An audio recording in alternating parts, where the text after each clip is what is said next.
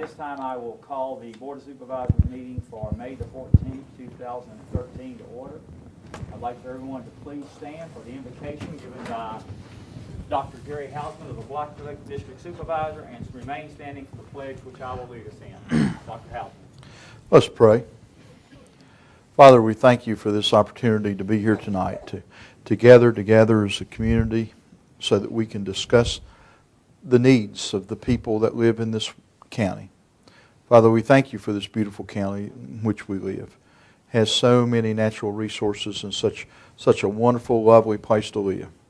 Father, we pray that as we deliberate here tonight and as we listen, that everyone will speak and listen with an air of cooperation, with an air of trying to get things done. And Father, help us to make the decisions that will benefit the most people in the county of Wythe. Again, Father, we thank you for your help. In Christ's name we pray. Amen. Allegiance to the flag of the United States of America and to the republic for which it stands, one nation, under God, indivisible, with liberty and justice for all.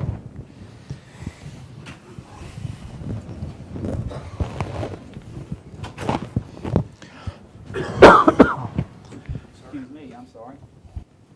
Let me welcome everyone to tonight's meeting. We're going to start tonight's meeting with the public hearing for VDOT Secondary Road 6-year plan, whereas Section 33.1-23 and 33.1-23.4 of the Code 1950 Code of Virginia amendments provided the opportunity for each county to work with the Virginia Department of Transportation to develop its 6-year plan. At this time, I will open the public hearing, and we'll start with Mr. Matthew Cox, who will give us an update on the 6-year plan. Mr. Cox. Thank you, Mr. Chairman. Thank you all for having me tonight. Most of you all, I'm assuming everybody's got a copy of the draft secondary 6-year plan before them, and I just want to kind of go over some highlights of that real quick before we open up the public hearing portion. But if we take a look at this first page of the 6-year plan construction program for Wythe County, and many of you who've been dealing with this for a few years have kind of come to recognize maybe this cover sheet because of the lack of funding that's there more so than the actual money. A lot of zeros have been through those columns for a lot of years, and fortunately this year with the passing of the new transportation bill, we do have some funding coming back into the program, and are going to be able to look at adding some of those projects back that had been previously dropped from the plan back in 2009. Real quick, there's a couple of things I want to point out about the funding. You'll notice, as always, there are several different types of funds that show up here. Obviously, some of them we still see several zeros in the columns, but I want to point out a couple of notes in particular.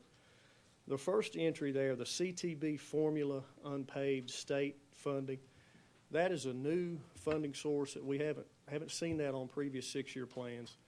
And that is money that was set aside by the Commonwealth Transportation Board for unpaved roads throughout the state. And it was a part of the new legislation that was passed this spring. That money has some strings attached to it. In order to spend that money, it's required that that particular route have a minimum traffic count of 200 vehicles per day before we can utilize that type of funding. Now, fortunately, with the projects that we had dropped from our plan, we were in pretty good shape as far as having projects that could utilize that money. So we're not in a situation where, we have to let any of that go back. The tele-fee funding, that's something that has been pretty consistent through the years. In fact, for the last several years, that's been pretty much our only source of fund type for the program since they eliminated the formula money back in 2009. But if you look, and of course we have both CTB funding and tele-fee funding, in the first 3 years of the plan. And then in FY17, in addition to that funding, we see the old, what we've always referred to as the old formula money, which is distributed to the localities on basis of population and land area. That's coming back into the program in 2017 for the last 3 years of the plan. So when it's all said and done, we're looking at roughly about $5.3 million, $5,330,381 more specifically over the 6 years. And as always, I want to reiterate the way this works. FY14, that is actual funding that will show up July 1 of this year. That's money going to be in the bank then. These other numbers are all projected based on anticipated revenues from the new transportation bill. So those may change a little bit as we move forward from year to year. But in a nutshell, that's what we're looking at. When I turn over to the second page, you can take a look at the line items of the plan. The first 3 entries are all projects that have been on this plan for some time. The 2 sections of Route 619, St. Peter's Road, those were actually Governor's List projects from 2011 and are still on schedule moving forward. One of them is actually was advertised, I think, just this past April, and then the other one is scheduled for June of 2015. And those are already paved routes that we're obviously reconstructing. Johnny Lane, that was the first unpaved priority. And if you all remember, a couple of years ago, we were in a situation where we didn't have any funding coming back into the program, and we actually had to shorten the length of that project to enable us to build that portion of the road with the money that we had, which is basically about a $680,000 estimate. And that's going to go about a half mile from the intersection there with 667 heading south on Johnny Lane. From that point on, with the funding that we were able to see in the out years of the plan, we were able to add back every project on our 6-year plan drop list with the exception of one. And I think that was Greasy Creek was the only one that we didn't have enough money to add back. And I'll kind of go through the list here real quick, starting with Archer, Dunford Road, then Millers Creek, Kreger Road, Route 671, Myrtle Lane, 2 sections of Sharon's Drive, Route 670, and that last entry is actually a bridge project that's being funded with some Forest Highway money out in the Crawfish section. That's not actual secondary money that's having to come out of your all's county funds. So that's kind of a rundown of the line items. Now, we added these projects back in the same order that they were dropped from the plan based off of our resolution in 2009 when we removed those projects due to lack of funding. Now, the exception to that is the second half of Johnny Lane that we decided to shorten based on the funding that we had in place, and that section is still, as of this draft, is not a part of that plan, but that's certainly something we can discuss as a part of this meeting. Any questions?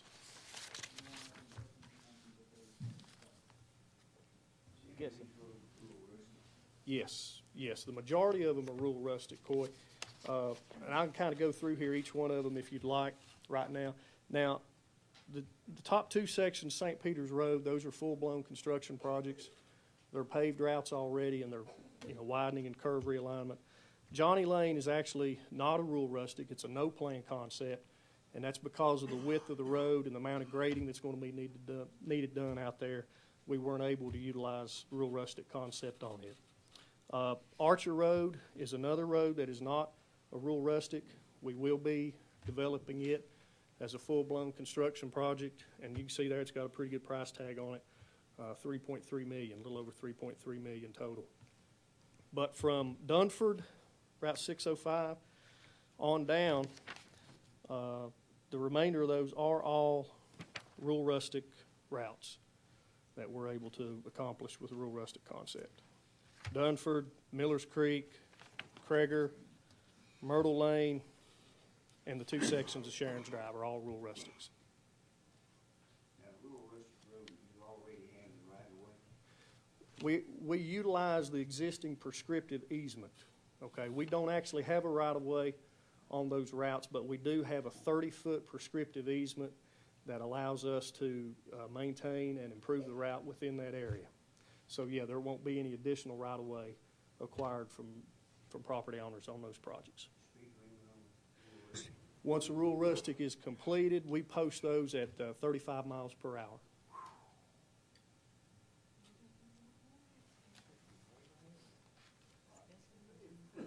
Let me ask you a couple questions Yeah.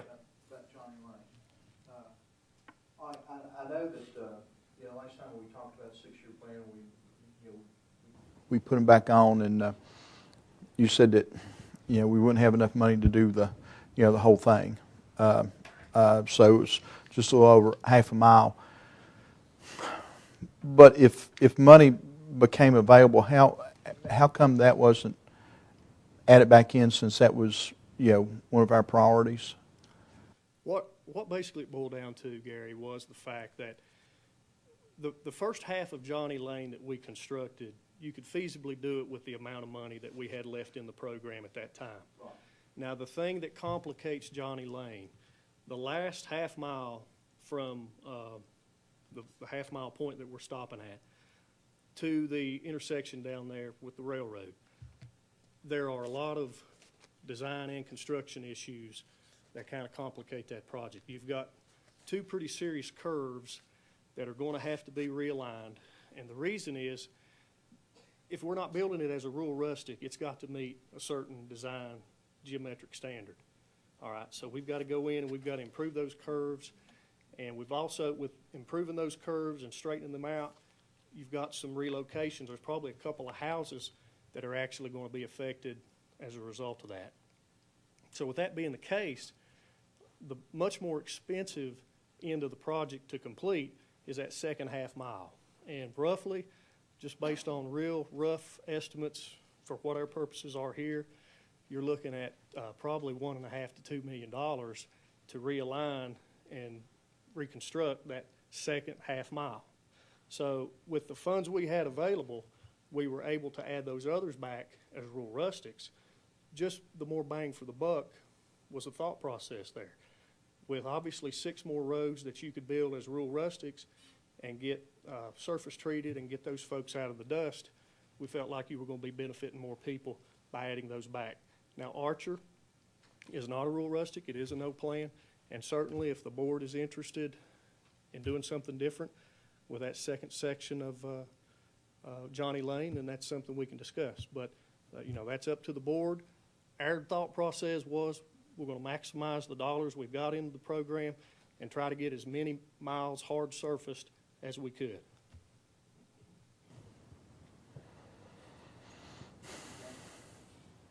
On Johnny Lane, do you have to go the whole other half mile? Can you go a half mile plus some more without having to do all of the? With where we stopped the project, within that next half mile, you've got those 2 big issues with the curves. I don't see any logic in doing any less of a section through there.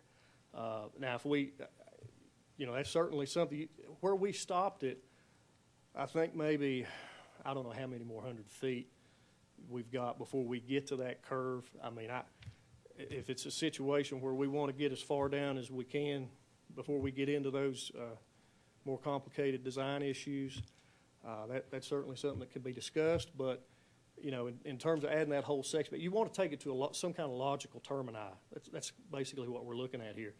Intersection to intersection was what the original intent was. And, given the funding situation before, we obviously cut it off to try to find a stopping point with the money we had. Now, I mean, if we want to go a little bit further, but you don't go too much further from where we're stopping until you get in to the grade issues and the alignment issues that we're talking about.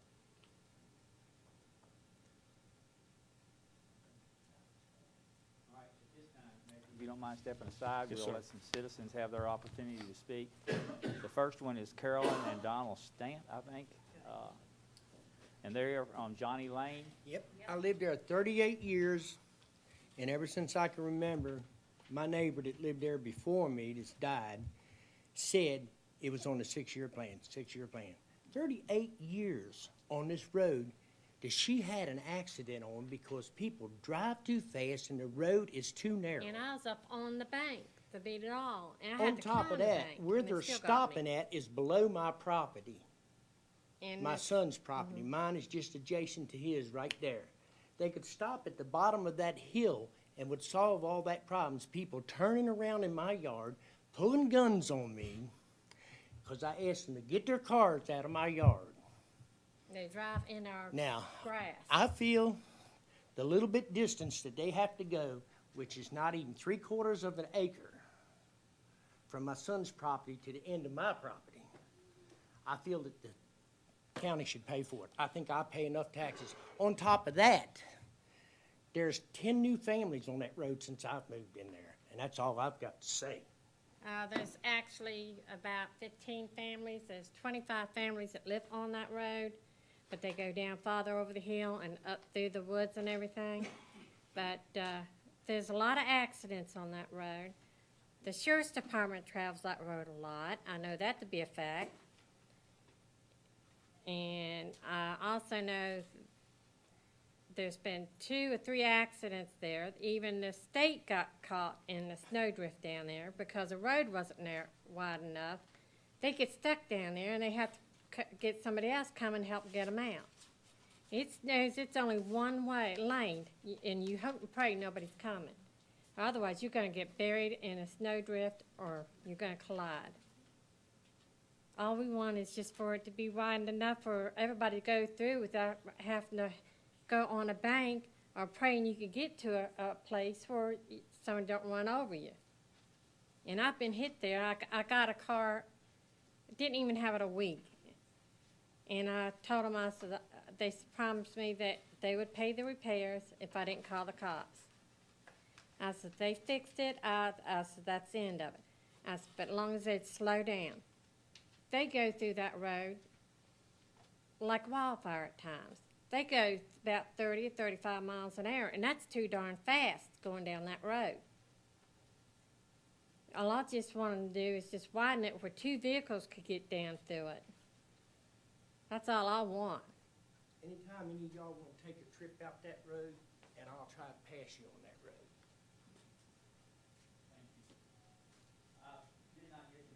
There is going to be a 3-minute time limit for individuals and a 5-minute time limit for groups.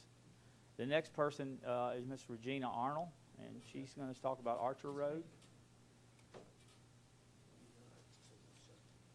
Hi, gentlemen. Mr. Hill, I haven't had a chance to meet you. Nice to meet you. I came last time with pictures, and I submitted to you all.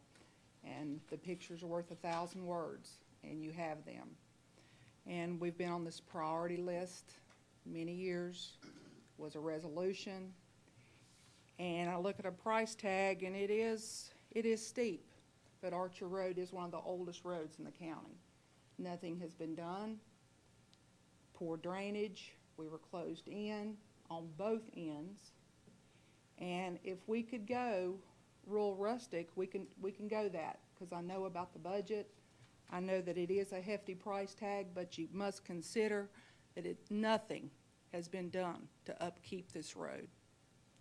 We've lived on it, our farm, our neighbors. We're expanding in that area, and we just want to keep our place. We want to be fair, and, you know, we would like your attention on our Archer Road and make sure that something's done. That's all we ask. I appreciate your time. The next person that has signed up to speak is Mr. Randy Lewis, talking about Johnny Lane also. How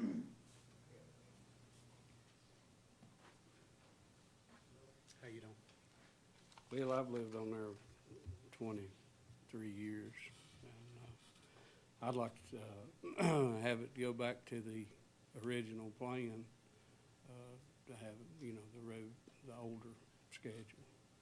And it is a bad road.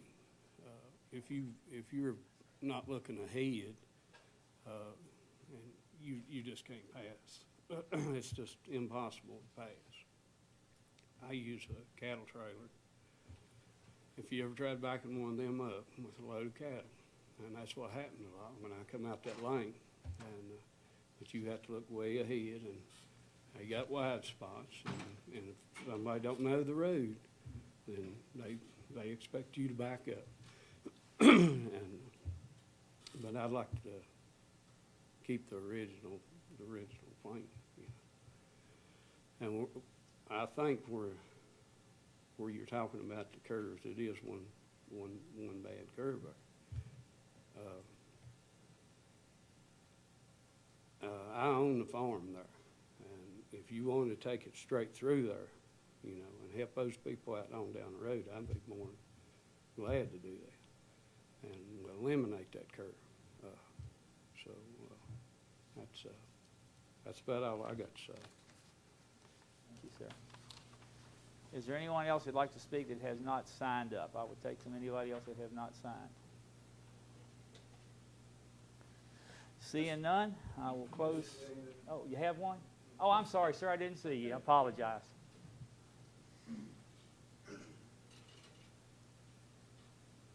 My name's Howard Oaks. I live on Klein Road. This road's not on the list, but I've lived there about 10 years. And to be honest with you, I think any state-maintained road should be paved and not gravel. But this road, it's got school buses running on it. People speed on it. And we're forever calling to get gravel brought in there and regraded. And this winter was absolutely terrible. And it's summertime, you're choking to death on dust all the time. Last year, my taxes went up $19,000. Now, I think I need to have something out of this. And I'd like to get this little road put on the paving list if possible. It's Klein Road. It's off of Cedar Springs Road. It's right down below the lake dam, Rural Retreat Lake. You know where it's at, gentlemen? But if I'd appreciate it if you could put that on the list for us. And I honestly, to tell you the truth, they'd be a lot cheaper to pave that than the money you're spending on it now, because we're all the time calling for gravel and grading. They're all the time in and out of there. So if you put a hard top on that, I guarantee you could walk away from it for several years without even having to mess with it. So that's my say. And I appreciate it if you could do that for me. Anyone else? I didn't catch Mr. Klein.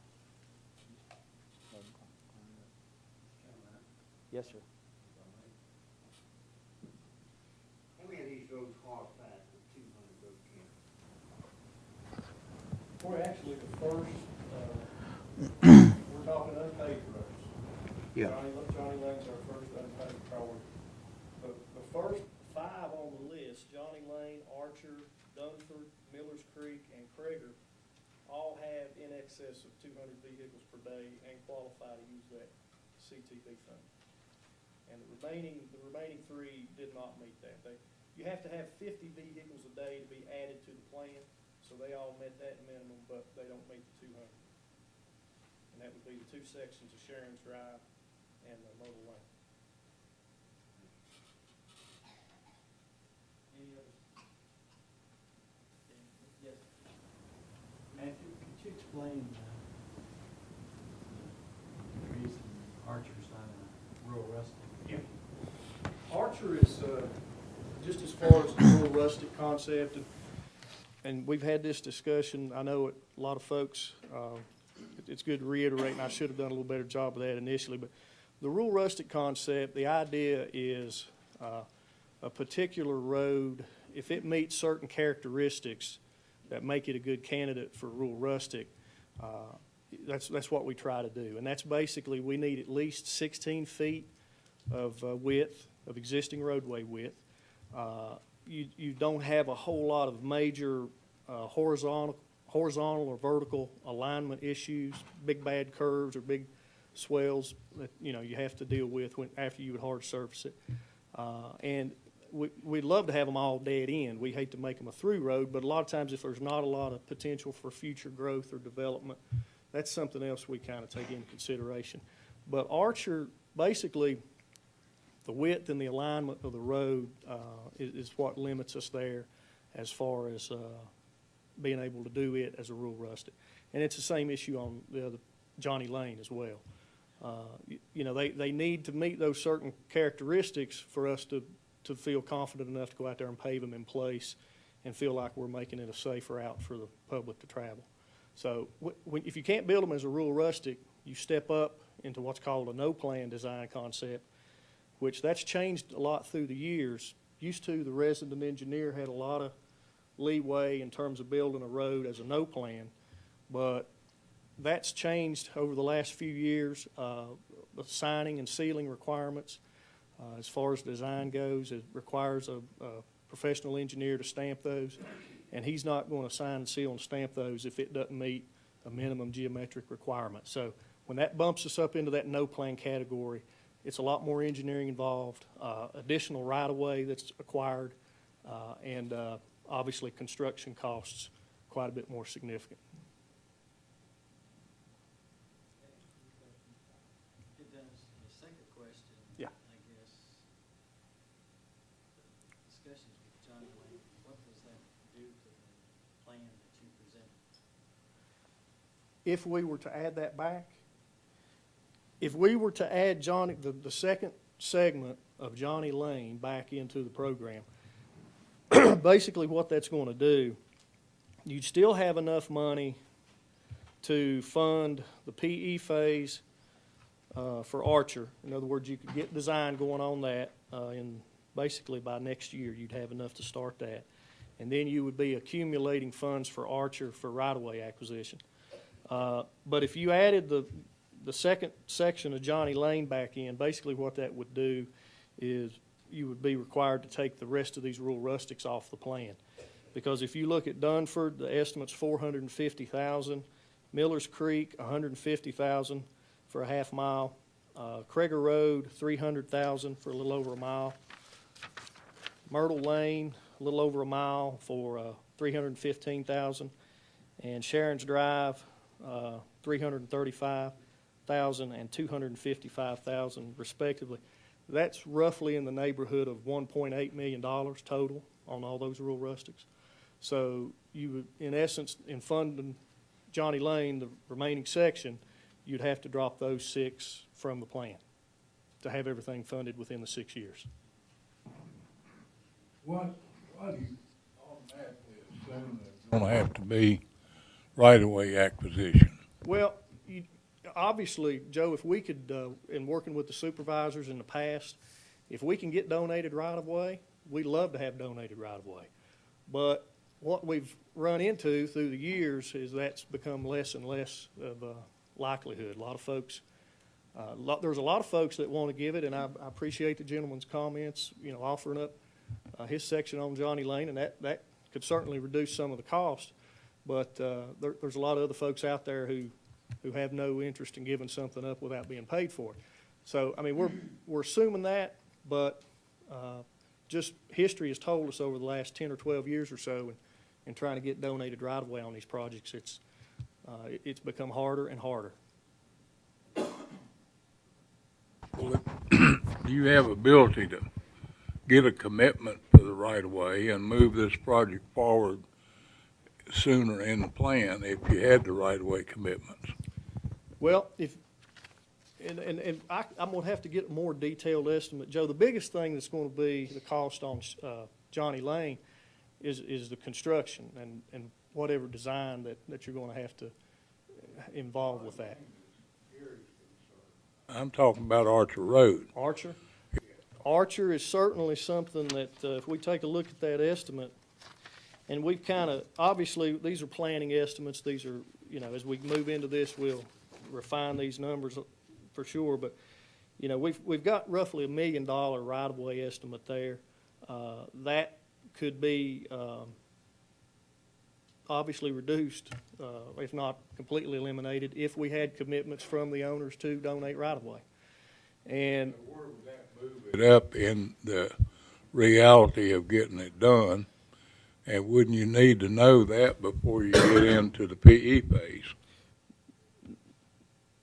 I think what could probably happen, if you look at the schedule on Archer, all right, we've not got any existing money there. And by 2014, July 1 of 14, we'll have enough money to begin the PE process, okay?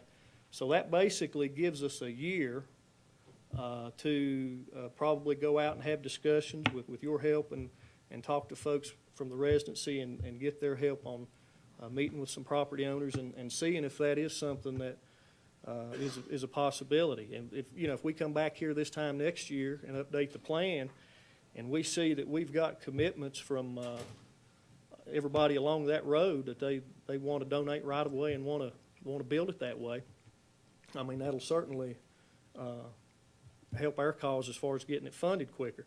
The problem on Archer, we got PE fully funded in 2014, but if you look, we're still going to have, even with the funding that's going to it in the out years, we're still going to have, if you had donated right of way, you're still going to need some additional funds to get it constructed. So with the current funding projections, it's not being shown as being built by the end of the 6 years. That's the problem. We've got money coming in. We're showing $335,000 allocated to it in 14, another $200,000 in 15, almost $800,000 to it in 16. 17, you've got another $876,000, and then the last year you got another $1.1 million. But that's not enough to completely fund it. Now, if you reduce that right-of-way phase, that'll certainly help. But I understand your point about needing to know the right-of-way situation before you design it, but you can still have a design in place, because more likely what's going to happen with the no-plan concept, you're not going to have a clear-cut 40-foot right-of-way all the way through it. If you've got some cuts and fills, there may be some areas you have to go in a little bit wider in certain locations. So you're going to need to know that to know in some places how far back that right-of-way line will need to come to based on the design. But I think having those initial conversations with folks over the next several months is definitely a step in the right direction, and see what the interest is for donating right away. It seemed like to me that we'd be a lot more likely to get donated right away if we start up front and not talk about spending $1 million for right away over there. That's a bad step to even start buying right away for people that want a road. Most people are still property owners that will donate. Now, you can use your commercial properties and throw those numbers out, but these are rural roads, and you're improving the value of the property, if we can get the road through there. So I don't disagree with that. A logical thing that's always happened, that folks donate the right of way to get the road fixed. So Well, and Salel and I have had the conversation before. That was always the intent on these gravel roads, that the board was going to look to the property owners. If we're going to add this road to the plan and we're going to build it, we expect commitments in donating this right-of-way. But what we've seen, Joe, over the years is that starts out in the right direction, but as we go out and we start developing these projects and we've talked to them, that's not always the case. So, and I understand what you're saying, but we've also, from a planning perspective, I think you have to, worst case scenario, I'd much rather have an idea of this up front and then go out there and talk to folks and find out that, hey, they may or may not be interested. But I think if you just wipe that off and you don't consider that as a possibility, and we come back a year later and say, well, we thought it was going to cost $2.5 million to build this, but now we're going to have to get right of way because we're not having the cooperation. So that's the thought process. Thank you. One of the hardest things, since I've been on the board, I've had to deal with is explaining to people that the county does not do roads. All this money is state money. All the maintenance that's done on roads is done by the state, by VDOT. County doesn't spend any money. There's no county tax money. There's no personnel that takes care of county roads. We don't scrape roads. We don't pay for gravel. We don't do anything like that. But we constantly get phone calls from people who want that. If and I know the one decision that we do make is which roads go on the 6-year plan, and that's a decision that we make as a board. But for people who want to talk to somebody about doing work on the road or improving the road or improving funding or whatever, what are some of the avenues that they have? Well, let's separate it, Gary, a couple different avenues we're talking about. First, the maintenance perspective, and obviously everybody here's got gravel roads in their districts, and they know what headaches these gravel roads are. And I know the folks that work at the residencies, if we had our choice, we wouldn't want a gravel road. We'd love to have every one of them paved and hard surfaced. And the funding is kind of being the issue on that, and which is great for the current plan because we're starting to see some money coming back into the program where maybe we can get caught up on those. But the residency staff here at Wytheville are responsible for the maintenance of all the secondary routes, and we get plenty of complaints, and we've got plenty of gravel roads we need to maintain. And Andy Fowler, who's with me tonight, he's the assistant residency administrator, and Jeff Russell, the residency administrator. Those folks are responsible for that, and I know inquiries that they get, they're certainly willing to try to help improve the maintenance on the routes. And funding's always been an issue there, and unfortunately gravel roads do cost a lot of money to maintain. And if we had enough money to hard surface them all, I don't disagree at all with the gentleman's comment. It would be cheaper in the long run, but unfortunately we just don't have that funding in place to hard surface all of them at once. But the increased funding, it needs to be addressed at the state legislature level. That part too, and on the construction end of it, Gary, and we've just kind of seen this play out with the General Assembly this past year, or this past session. They finally did approve a transportation package that the governor signed yesterday on the steps of the Capitol, and that's the reason we're seeing this money coming back into the Wythe County Secondary Program and all of the county programs. So, for a lot of years, that was one thing we always suggested. VDOT, we can only fund what money we're allocated and work with the county and develop projects. Well, when those dollars aren't coming in, that's been the real issue. But now, hopefully, this is going to be a sustainable revenue source over the next, hopefully, a lot of years. And, we're going to be able to try to gain some ground, definitely going in a better direction than we were the last, 5-7 years. Okay. Go ahead. What's to say that the state might get in another hard place and come in and take that money away? Well, here's been the problem, Coy. There's never, since 1986, there had not been any General Assembly action to address roadway transportation. That was the last highway bill that was passed at the state level since or until this spring. So, these numbers that are in our program now, they're projected numbers, and they may change. And we've gone through this in years past where we've come back the next year and we've seen 20, 30, 40% cut to our program from the previous year. But every year it was the same story. We need to raise the gas tax. We need to generate more revenues. That was the whole issue. And we were continually taking more maintenance money from our program, more construction money from our program and trying to help prop up our maintenance needs. So we were hemorrhaging as the years were going on, but that's what this highway bill did. I think long term it established with the way they restructured the gas tax, several other fees that are associated with it, that's going to help sustain some revenues and some funding in our program for a lot of years to come, I'm hopeful. I don't see after we just passed that, if we're coming back here in a year and I'm telling you we've had a cut in projections, then something was bad wrong with the legislation they passed.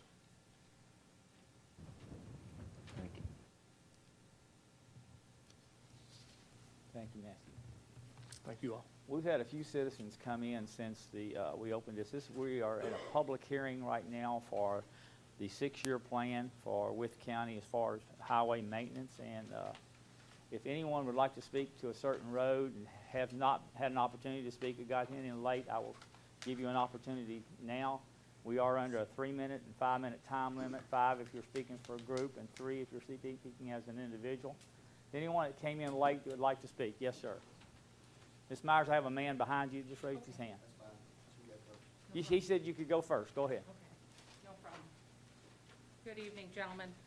Unfortunately, I was unable to attend the public hearing about the Speedwell, the piece of road in Speedwell, less than 3 miles. But there seems to be some controversy about that. I canvassed the road, that 3-mile portion, and there's 30 houses on that road to the bridge. My road, not that I want my road done, but my road has 77 houses in the same amount of space, or the same mileage. So there's issues such as that, irregardless of it going to Mr. Horny's house, it's still, we just feel, or a lot of the residents feel, that it will make unsafe speed conditions entering the village, because it, right now, over the hill around a bend into a populated area. If that's all taken out, it'll be a straight run right down into town, making an unsafe speed conditions. Also, it will change the character of the residential area in addition to uprooting the families. I think there's 3 or 4 houses they were talking about taking in that area.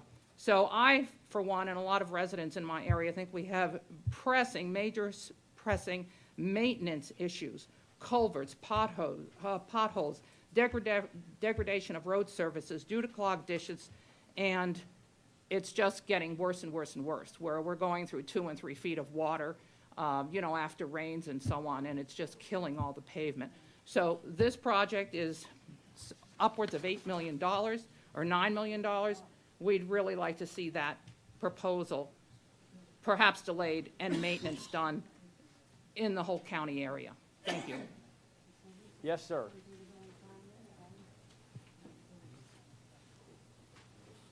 If you would, identify yourself and for the record. David Meredith. I live off Dunford Road on Grandview Drive. There's 3 subdivisions that's actually off of Dunford Road. The traffic is real heavy all through the day. They come in and scrape, VDOT did today, and gravel the road. But I guarantee you, if next Tuesday you ride across that road, there won't be a gravel one on that road because of that much traffic. They just don't last. The road's not wide enough. There's been several accidents on that road. It just, due to the heavy traffic, I think it should be one of the first roads considered, because I travel every one of these roads in the county, and it's one of the most used that's gravelled that I know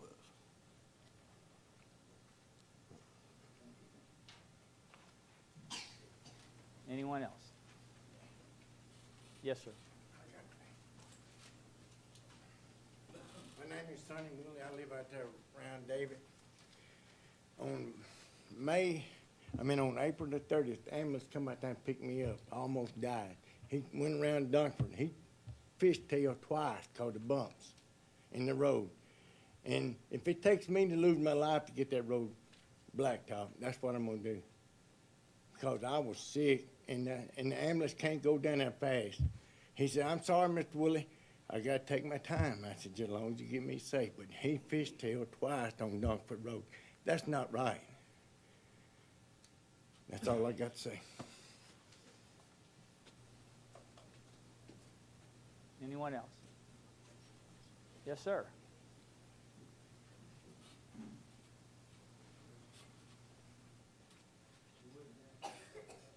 My name's Pat Rosenbaum. I live on Grandview Drive, right off of Dumpert Road. I would like y'all to really consider, because we got school buses up in there, we got a lot of kids, and I'm not mistaken, there's 90-some homes that through Dumpert Road and Grandview Drive and Bentwood. And we needed Because if it's been wrecks going over that bank or more than one time. I don't think we got a lady back here that went over it. So I wish you would, and I'm getting an old man. And I wish you would, but I like to see Dumford Road paved before I die. Because, and not only for me, for the other ones up there. We got a lot of kids up in there. And we need help. We went in here 2 years ago, and they keep putting it down. Every time I've been here, they put it down, put it down, put it down. Well, it's time to start putting it up, putting it up, putting it up. And I think we need Dumford Road paved. Because it's like they said here, there ain't nothing but chug holes.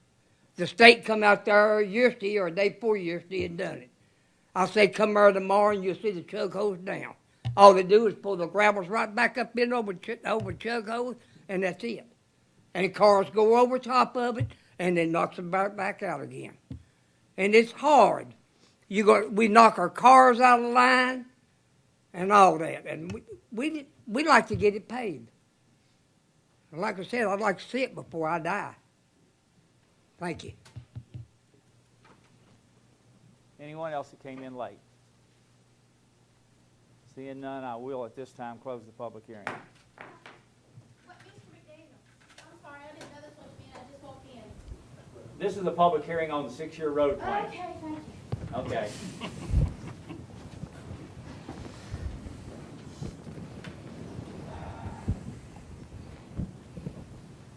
Gentlemen, to accept the new money, Matthew, if I'm correct, we do have to pass a resolution tonight that in favor of some kind of plan for what money that you presented, or can we hold off on this? Do we have more time to discuss it, or? Danny, what we'd like to do, obviously the new budget comes into effect July 1. If there needs to be some debate and you all want to evaluate this a little further, as long as we can pass something in the June meeting, we're going to be okay. Preferably like to get it done tonight, but if you all want more time to deliberate and take a look at it closer, that's certainly understandable, and we can pass it at the June meeting if that's your all's wishes. Gentlemen, there is a resolution. I will read this resolution, and if you feel like you can make that into a motion, then we'll do it tonight. If not, do you all have a copy of this resolution? Okay. At its regular meeting of the Board of Supervisors of the County of Wythe, held at the Wythe County Government Center on May 14, 2013 at 6 p.m. Whereas Section 33.1-23 and 33.1-23-.4 of the 1950 Code of Virginia, as amended, provides the opportunity for each county to work with the Virginia Department of Transportation in developing a secondary 6-year road plan.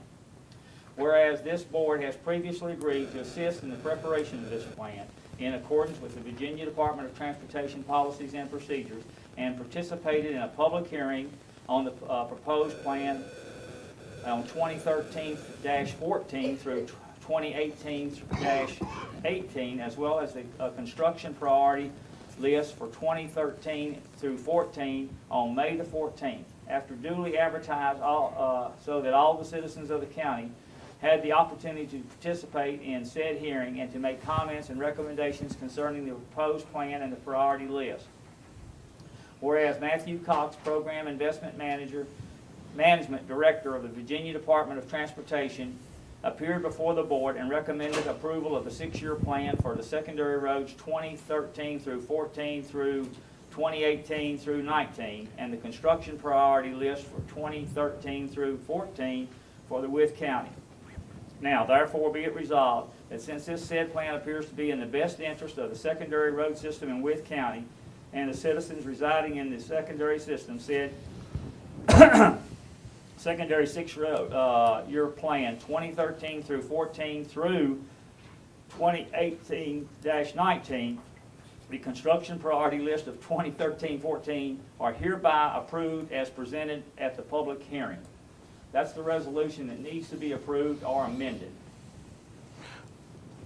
Now, if we don't get this approved by July 1, or we don't get any funding.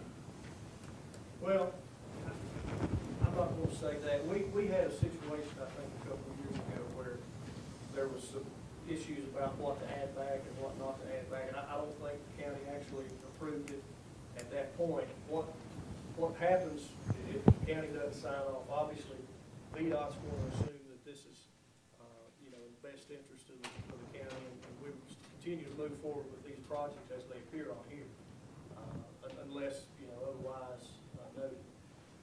But when we didn't approve the plan a couple of years ago, as far as, of course, we had a very small list of what we were working on, so it didn't really change a whole lot. But, obviously, we want your all support in this, and if there's issues that need to be addressed further, then that's why we're here, to get your all's input. The way the Code of Virginia reads, if the board doesn't adopt a 6-year plan, VDOT, after VDOT hearings in Richmond, will adopt the plan for you.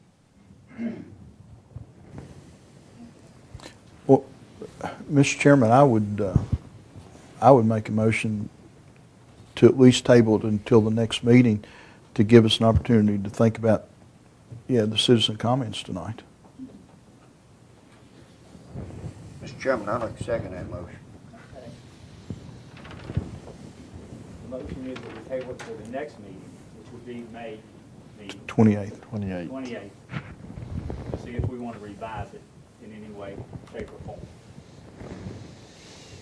Okay, now, there will not be a public hearing at that meeting, because we've had the public hearing. This will just be an opportunity to possibly revise. And to take in consideration what, the people have said, the comments.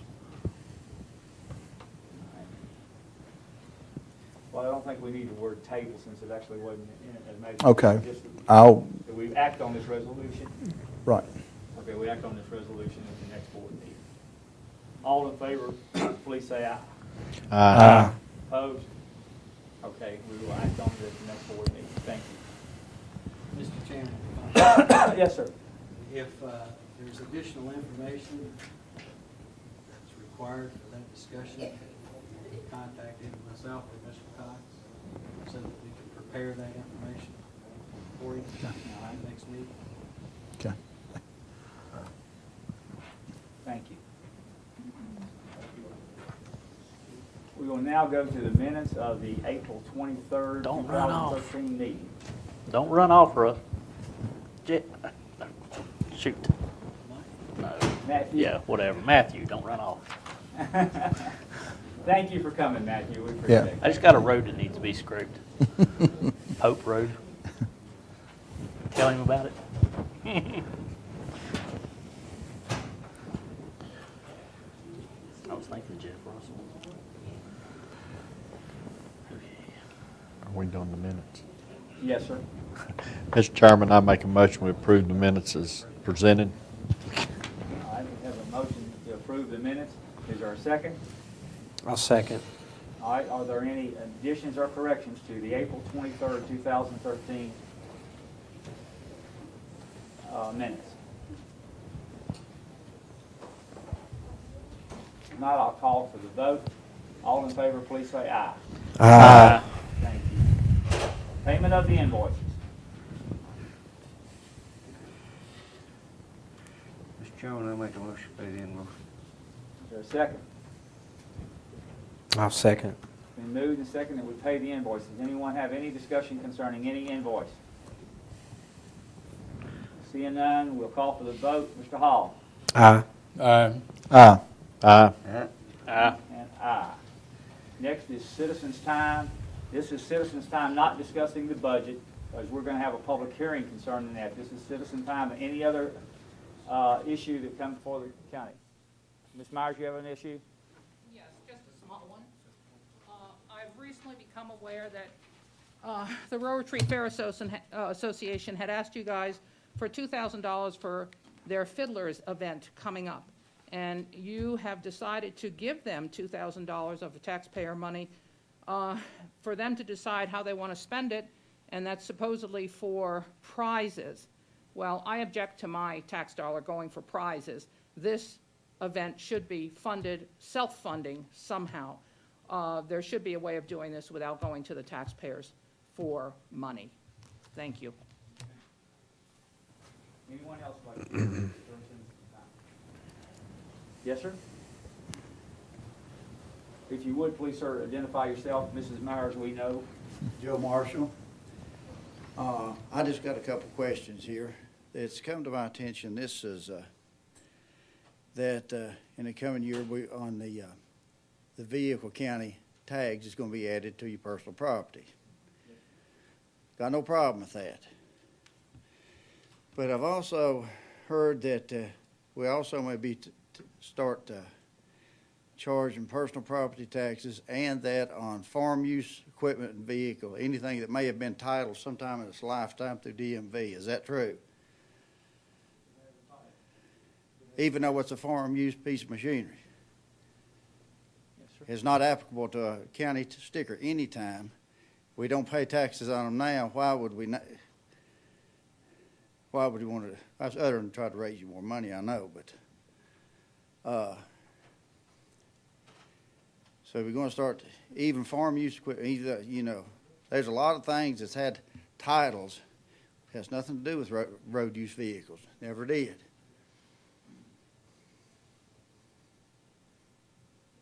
But My understanding, yes, sir, that you're correct. you're going to be taxed them anyway. How can we avoid that? Do you think that's right?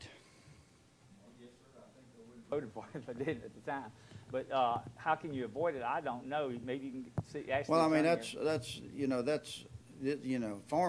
You're not taxing farm machinery, but if it ever had a title, you're going to tax it. And the only difference in a lot of these pieces between having a title and not having a title, if it was ever financed, the finance company may have required a title for that purpose.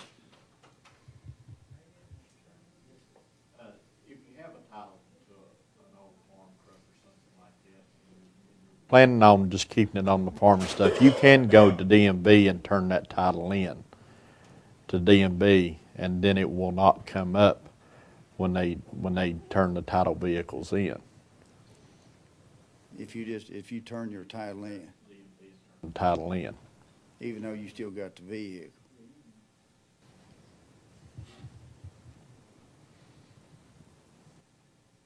And that applies to everything else too, even though you turn the title in on. To avoid that.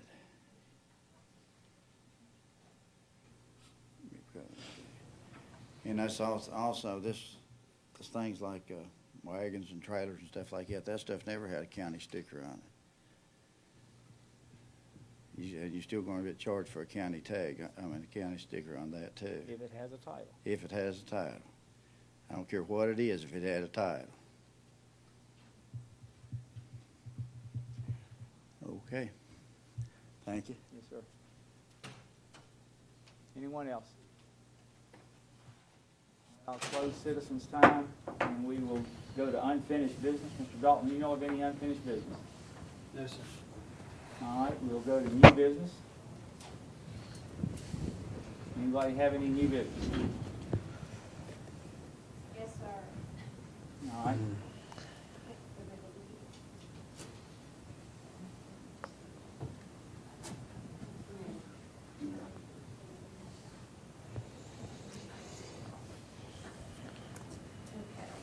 We had talked to Mr. Hale about this. She got a water bill for $400 and some, $473.10. That's what still I want. And I don't know if something hung on the meter and then it jumped all at once, but there's no leak nowhere down there at that trailer, not under it. Dawn and whoever reads meters and I'll come and checked it. The meter is not moving other than when you flush a commode or run water and it turns back off. If it had run 49,000 gallons of water, it would have washed that trailer away.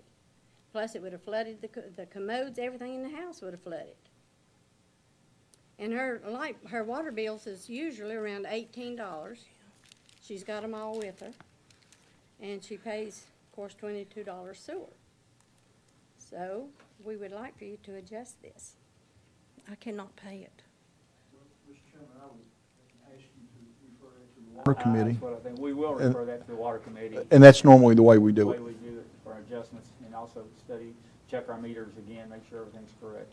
Well, they come down, checked it, and it was not moving. He had her to go in and flush the commode, and when she flushed the commode, the water run. But then, when it filled up, it cut right back off, so it's not leaking anywhere.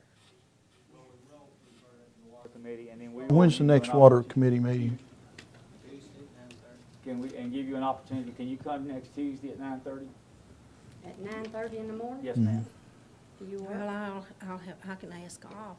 I can get one, take one of my I mean, days we'll off. discuss it, and Mr. Hale will discuss it for you Yeah. during his district, so, or, I'll be glad to step out and get some of the information as well. Mr. Bauer will also get your information if you can't attend, Yeah. Okay, okay? all right. And then also, I would like to ask you something. Yes, ma'am. When are we supposed to get our deed back where you drill water on our well, on our land? You said if you quit using it within a year, it would come back to us. It's been several years. We still don't have our deed. To Mr. Dalton. That's for the 20-gallon motel there. If there's a reversion, I don't know, we need, it'll happen automatically if it's a reversion in the deed. If what? It happens automatically if there's a cutoff in the deed saying that. Within a year, so why has it took so long? Well, there's no deed to come back to you, it just says we have the right to use it until we stop using it for a year. I'd have to look at the document to make sure, but. And another question. When you put water, run water down through there, wasn't you supposed to put it to the line for the people to hook on? I'm gonna have to refer that to my experts over there, ma'am. Okay.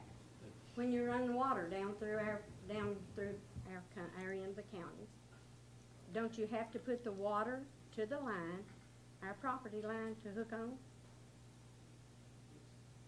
Okay, then why did you charge us $550 to go under the road to get to our property? The connection fee plus the capacity fee, there's two different charges. But you didn't put the water to our line. That's part of the charge to get it to your property. There's a fee, not only for the connection, but also the fee to get it to the property. That's in the county ordinance, it's under. Nobody else down through there paid to get it under the road to get it to their property. So why did we have to? And you all have took our land for anything you want in the county. You have took our land for it, for water, for sewer. And now you got water running down over us about 40 or 50 feet. We can't even mow. I don't know if you got a leak up in the mountain somewhere or what. But we got a problem down there, and I think something needs to be done because you've took a lot off of us for nothing. We'll check out the water leak tomorrow morning. What about the $550 you charge us to go under the road? Can that all be handled at the water committee meeting, or get all the information? Okay. That's Tuesday at, what, 8:30? 9:30. Tuesday at 9:30. I'll just step my knee up. Thank you. All right, we're going to take about a 5-minute recess. We're coming back to order, and we will discuss a public hearing concerning the budget for the Wythe County Schools and Wythe County. That's the first thing. No, I'm gonna be here.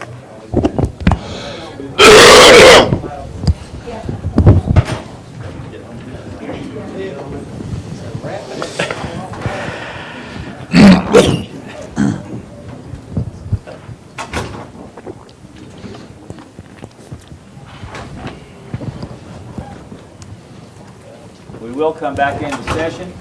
The purpose of this session is to have a public hearing for the fiscal year 2014 budget for Wythe County and Wythe County Schools.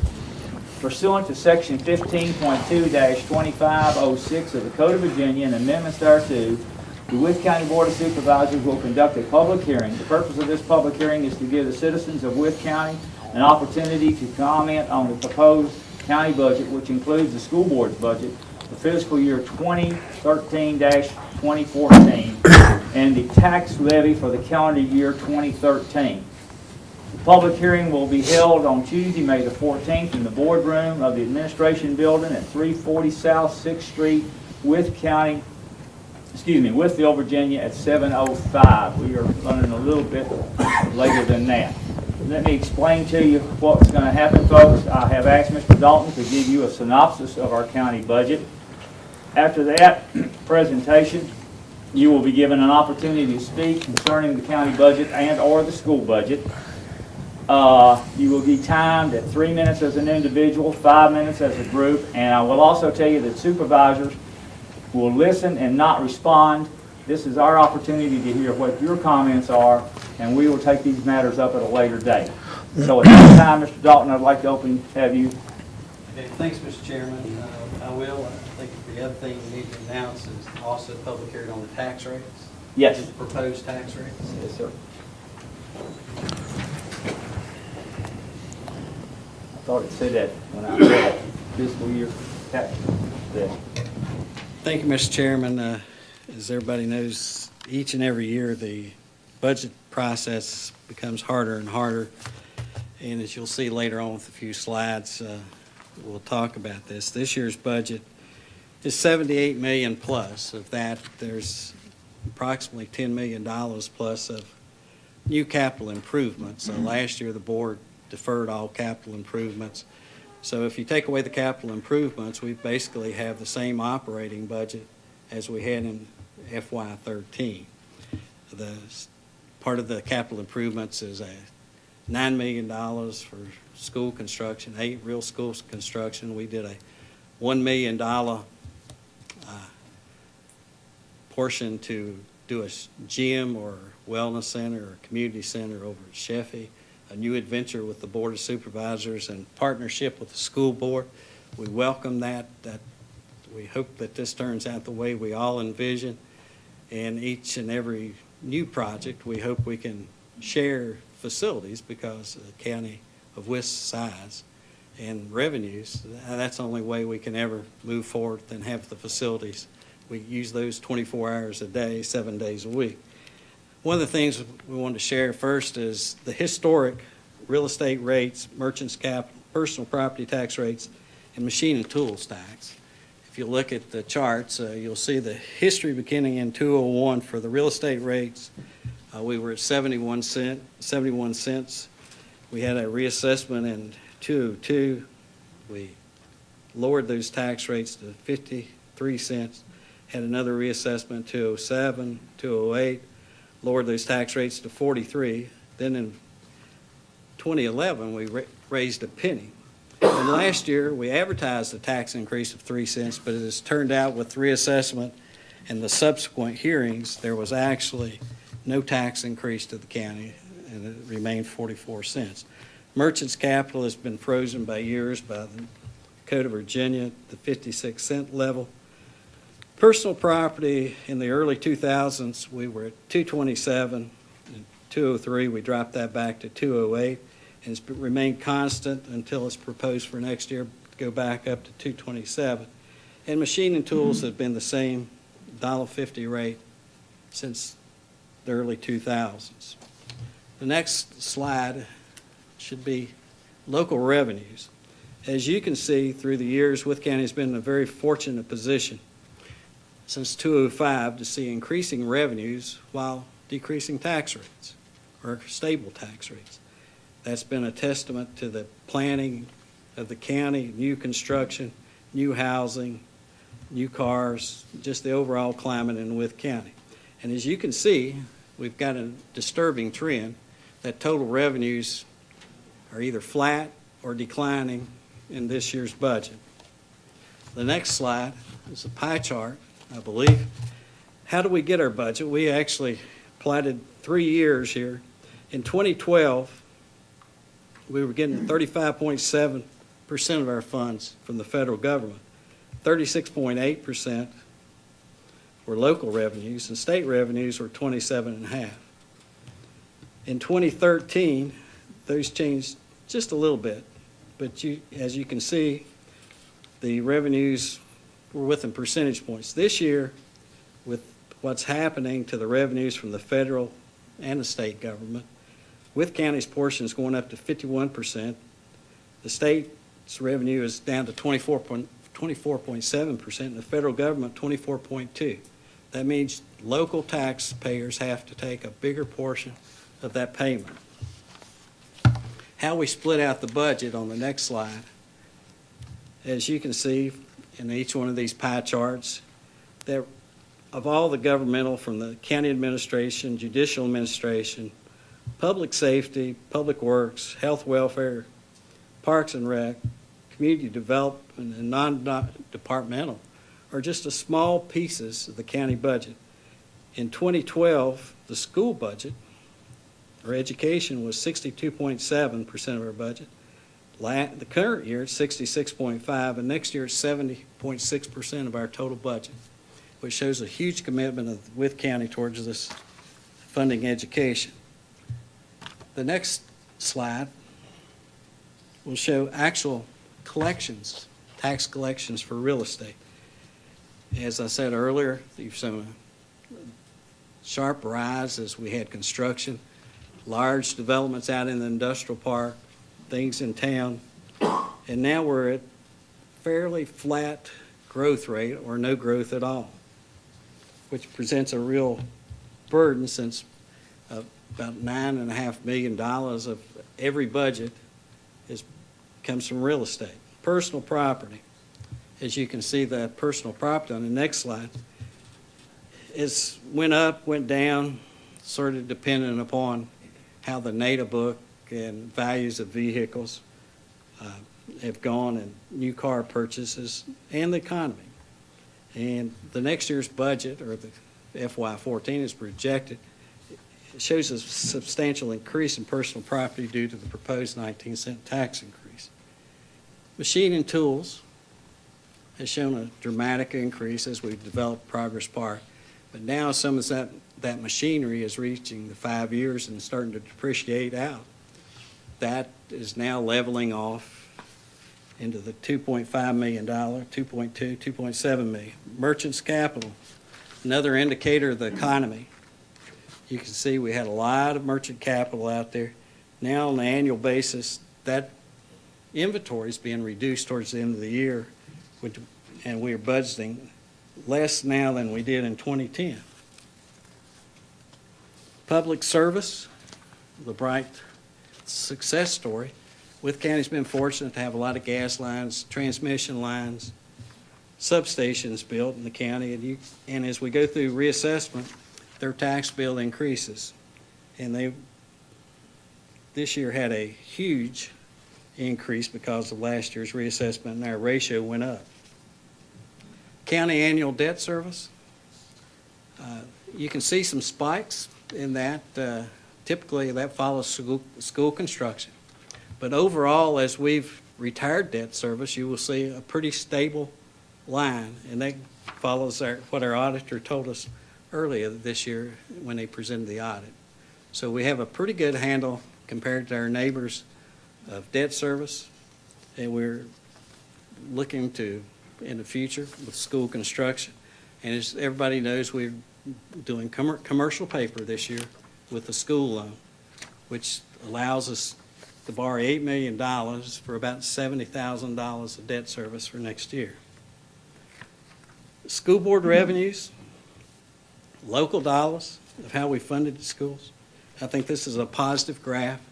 Over time that we've went up. We had a little dip in 2009 for funding, but we had a lot of federal stimulus money that we didn't include and had no capital projects that year. Next slide is state revenue sources, which really shows that the school system is operating with state funding less than they did in 2007 or 2006, which is a terrible trend for us to try to keep up. And to maintain the level of school systems and growth and raises, that makes a bigger burden on the local taxpayer each and every year. The next one is the federal sources. You'll see the stimulus money in the middle coming in, and as you see, they are drying up that source as we speak of federal dollars supplementing into the school system. Next slide is capital projects of how much we've invested over the years. And it's been a sort of every 4 or 5 years that we've undertaken jointly with the school board to do a capital program. As you see, this year is $8 million, not counting the wellness over at the school. And last chart, a little bar graph, indicates where our local real estate, personal property, merchants capital tax go.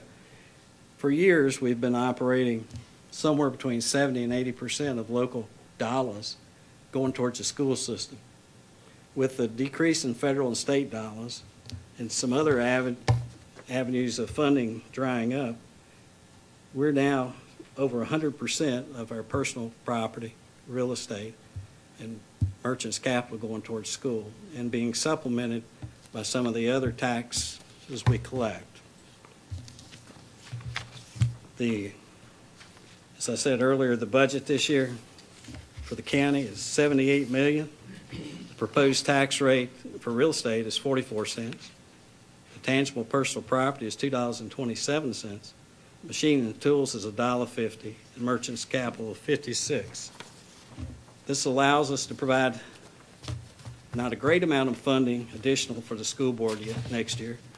It is a short-term solution with borrowing the money for school construction to renovate these schools as we should, and have had a plan since 1996 of what order we were going to build these schools.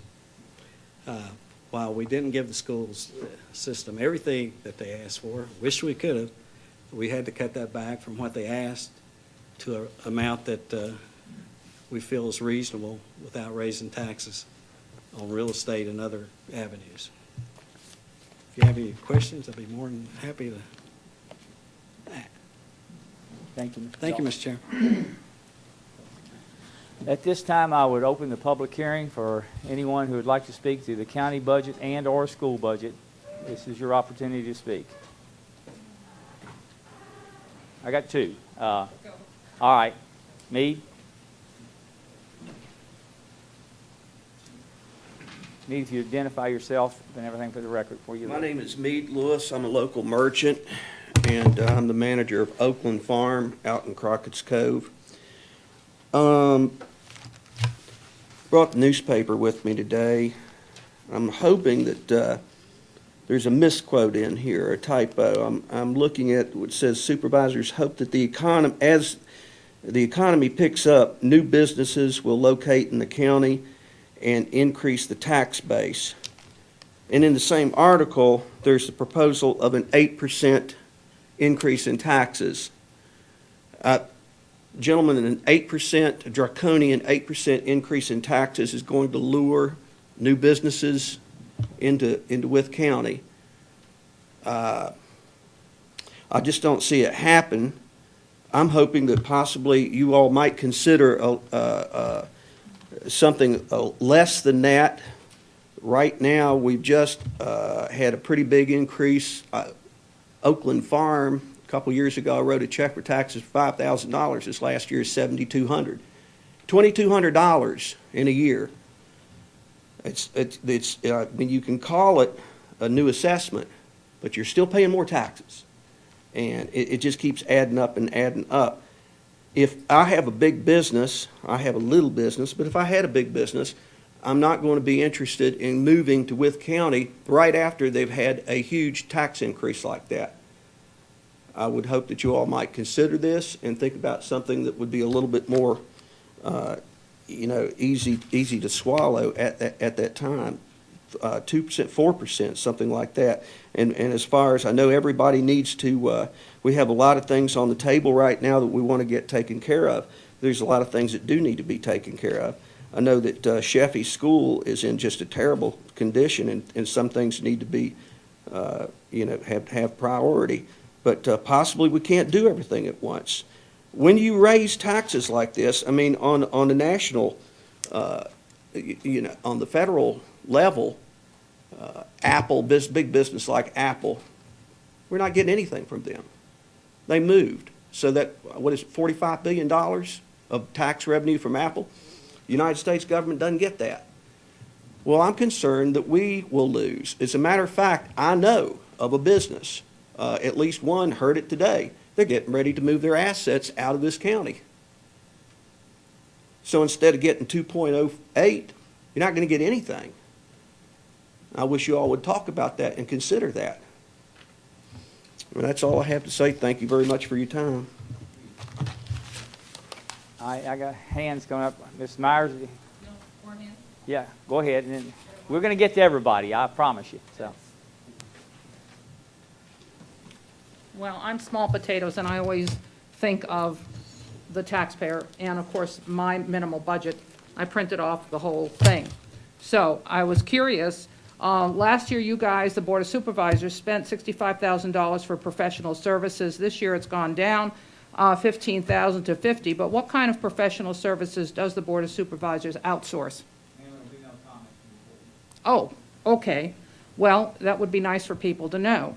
Also, your dues, the Board of Supervisors' dues, have gone up from $7,000 to $17,000. You could all be Girl Scouts or Boy Scouts for a whole lot less money than $17,000 a year in dues. Also, how about industry coming to here, or industry coming to Wythe County? Everything seems to be very stagnant. The joint JIDA is it's a big budget. Can't we do something in-house? Get rid of the joint IDA since they're outsourcing, advertising, and all these other things anyway. Couldn't that be done possibly in-house and getting rid of that department totally and then putting that money towards school? Also, let's see. Well, I went through the whole budget. We're leasing a lot of equipment. It seems to be becoming excessive. Do these leases include maintenance contracts? Because maintenance contracts are on another line item in most places. Telecommunications has gone up in addition to the leasing. Is there anything, or you guys, I'm assuming, have looked into that, is there anything you can do about that? That was another thing. Anyway, I went through it line by line, and I would just like to thank our economists for restructuring some of our debt and getting rid of a little bit of that.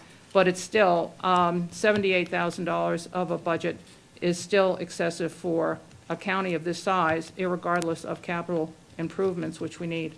So I'm hoping that you will do some due diligence, because a lot of people are looking at the 110 pages. Thank you. Next, anyone?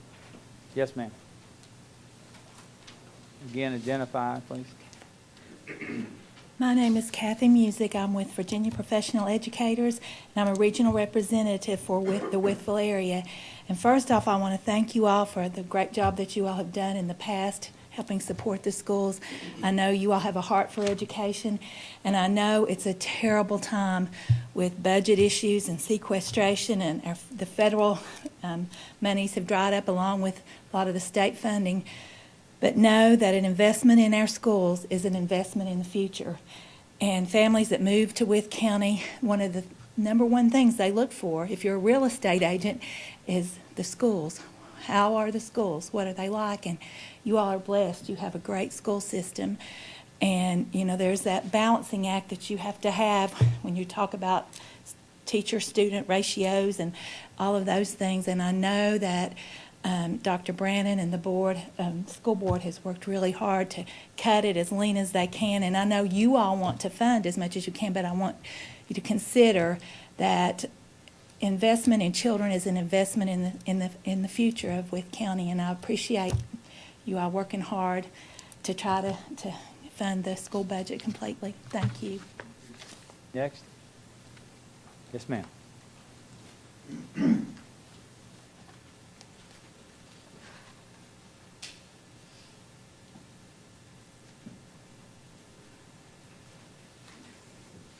I'm Mrs. Mark Seacrest. I'm speaking for my husband and myself. We understand that the county has needs, but it's time for government to stop spending money that it does not have. The economy in Southwest Virginia is still rotten, and it could get worse.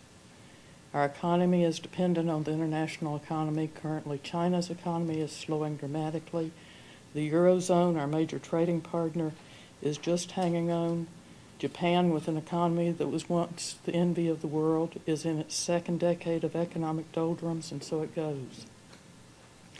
If the world has one major shock, like North Korea using its nuclear weapons, or Iran starting a war in the Middle East, or China and Japan going to war, or Pakistan nuking India, the world's economy will likely collapse. Our country is over its head in hock. We seem to have learned little from the Great Depression. These days, if we want something, then we must have it no matter how much danger it puts us in. Our parents who lived through the Great Depression knew better. To them, being in debt was danger.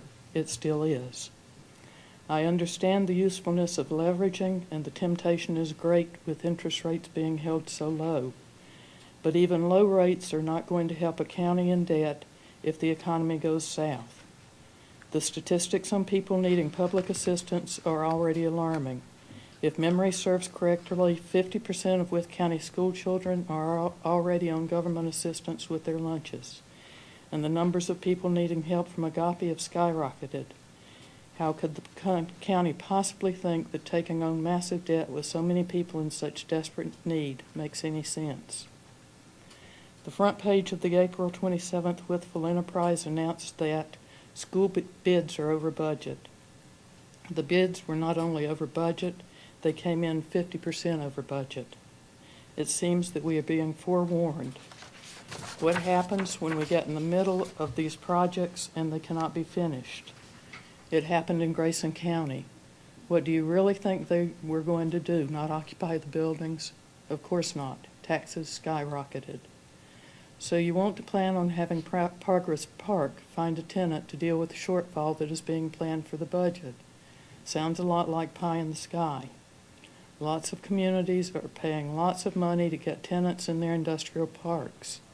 Even if we find a tenant, and this is iffy, will there really be any money left for the general coffers after the incentives that would have to be given away?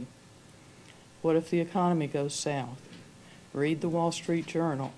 Prospects for a good economy are not stellar. Many people would love to have a job, so let's give a 3% raise to all county employees. If this is mandated by the Commonwealth, the county should have been squawking to high heavens. The county has already obligated its citizens to a 50, once again my memory, year bond to pay for a water plant expansion. What if the world economy gets into trouble and PepsiCo closes? Debt is not the right path. Please reconsider the budget. Do not follow in the footsteps of the federal government. Thank you. Yes, sir. David?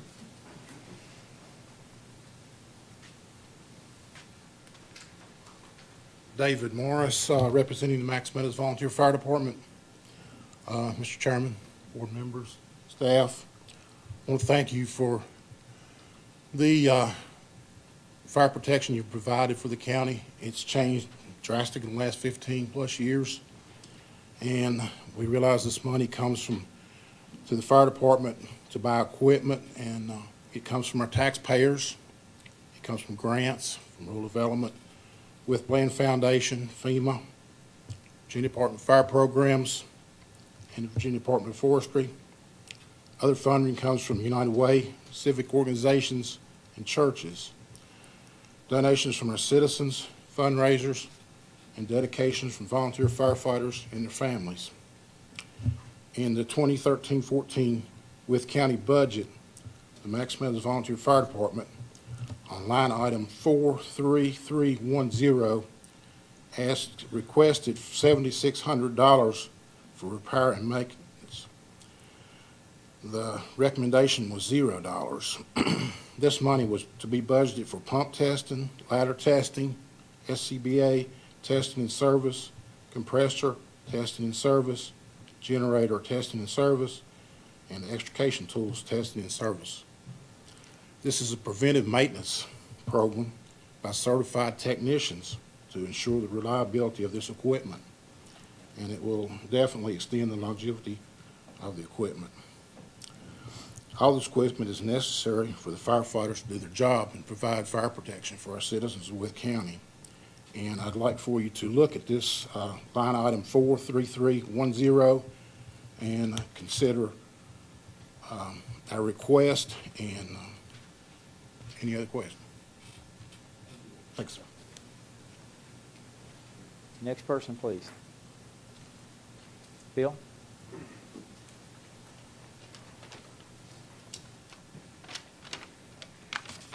My name is Phil Snap. I come to you as a citizen, as a business owner, and as a member of the Big Walker Soil and Water Conservation District. In your proposed 2013-2014 budget, Big Walker Soil and Water funding has been cut from $11,000 a year to $1,000 a year. Now, I think in your package you probably have a paper just like I've got right here explaining a lot of things that we work in conjunction and try to do for the county ag and urban.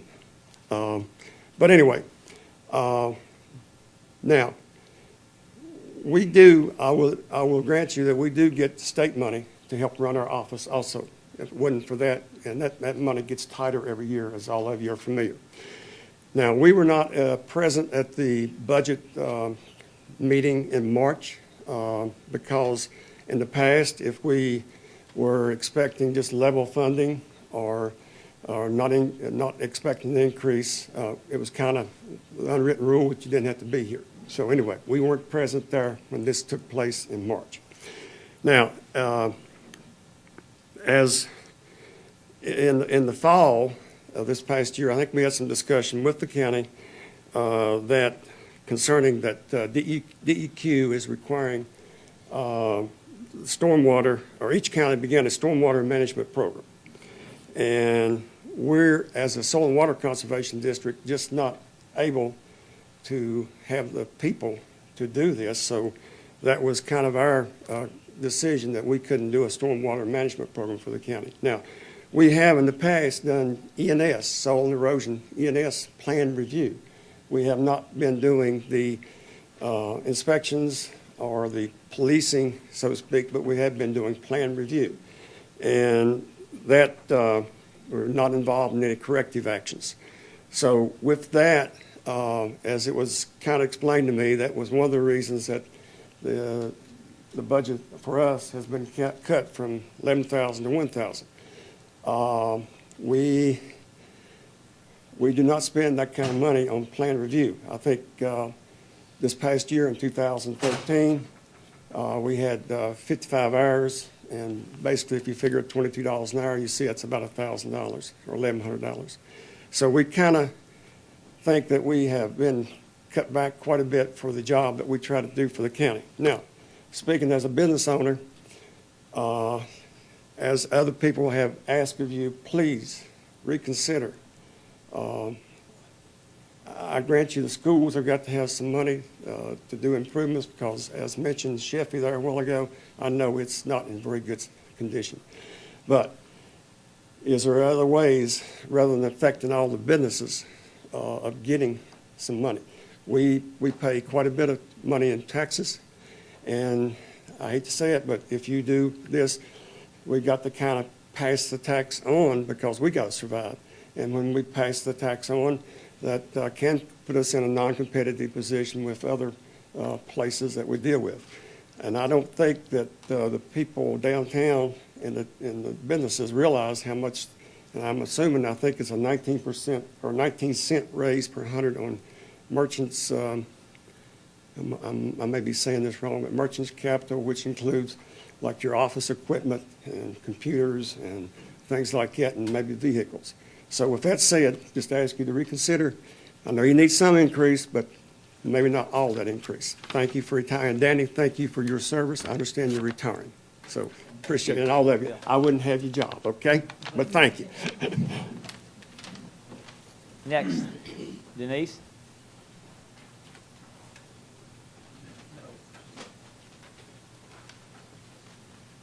Denise, if you would, your name for the record. Denise Davis, and I'm speaking on behalf of the Wythe County Education Association. And I can talk to you or you or you or you anytime, but when I get up here, I just get all nervous because you're all just staring at me. Anyway, first I'd like to commend you for proposing a tax increase to increase the county's revenues. Nationwide, surveys have shown that most citizens are in favor of a tax increase if the revenue is used to fund education.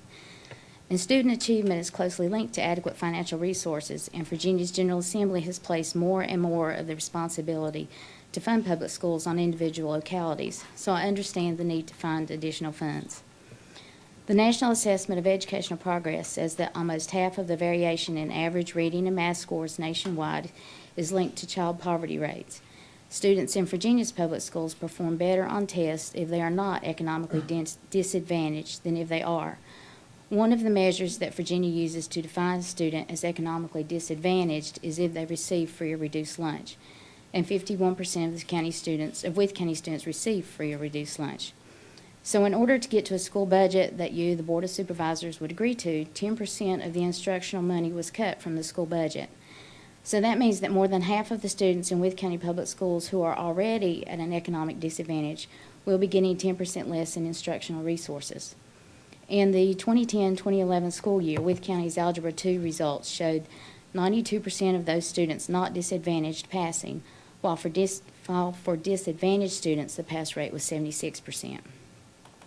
In the last 5 years, Wythe County's lost about 25 teaching positions due to retirement or attrition, and due to budget cuts, those positions were not replaced, and this has caused an increase in some class sizes. In the rankings of the locality's ability to fund public education, Wythe County ranks 86 out of 132 public school systems in Virginia. In the amount of local funds expended for education, Wythe County ranks 75. So in a perfect relationship, you'd want these numbers to be similar, and in Wythe County's case they are, which means that the county has been able to provide more than the 80% mandated by the state, and we appreciate that. In contrast, Wythe County ranks 129 out of 132 school systems in its ability to fund public education, yet its effort in education ranks 22nd in Virginia. So only 21 other localities provide more money to fund education in relation to their composite index than Wythe County, whereas there are 74 localities that provide more funding than is required in Wythe County. I really hope that next year, when the school board submits their budget to you, that they can say, this is the amount we have to make Wythe County Public Schools the absolute best it can be, and that you all will be able to say, you got it. The cost of school funding should not have to be negotiated like the price of a new car. Thank you. Anyone else? Mr. David, oh, you're. I'm just hearing it out. Okay. Yes, Lee. Lee Brandon, Superintendent of Schools, Wythe County. Board members, number one, I envy you and respect you for the task you have before you each and every year.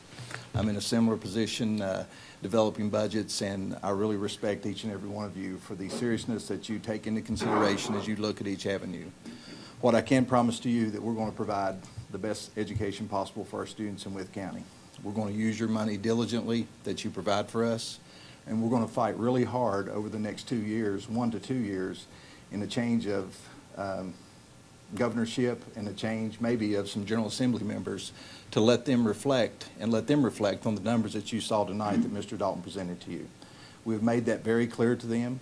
We are also really ramping up our advertising and so forth for what the political decisions that have been made at the state and federal level and how they've affected education. So all the groups and organizations are going to really try to convey this message to our political leaders of the reduction in federal and state money that we've received to try to take some of the pressure off of you all. I know it's been an envious situation. I respect and I appreciate everything you've done for the school system, and I just look forward to working with you in the future.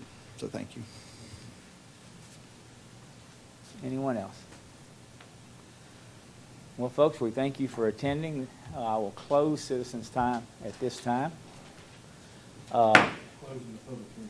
Public hearing. Well, that's right. Public hearing. Thank you.